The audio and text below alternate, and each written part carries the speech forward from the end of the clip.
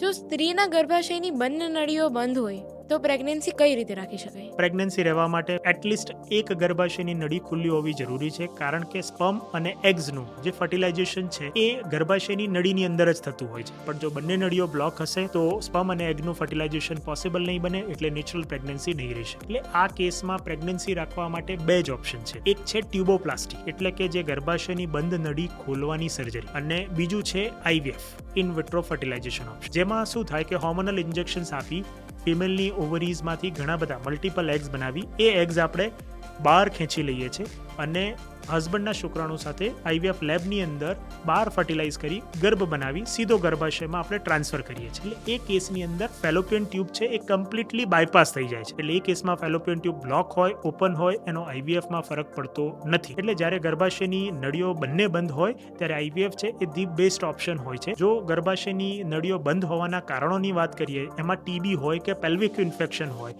અને આપણે IVF plan કરતા હોઈએ, તો આઈવીએફ પ્લાન કરતા પહેલા આ ઇન્ફેક્શન્સને ટ્રીટ કરવું બહુ જ જરૂરી છે. કારણ કે ઇન્ફેક્શનને ટ્રીટ કર્યા વગર જો આપણે આઈવીએફમાં જઈશું તો એ કેસની અંદર આઈવીએફ ફેલ થવાનું રિસ્ક છે વધી જાય છે, કારણ કે ઇન્ફેક્શન્સના કારણે એમ્બ્રિયોનું ઇમ્પ્લાન્ટેશન છે એ ડિરેક્ટલી અફેક્ટ થતું હોય છે. એટલે આટલા પ્રિકોશન્સ છે એ તમારા ડૉક્ટર છે લઈ શકે છે.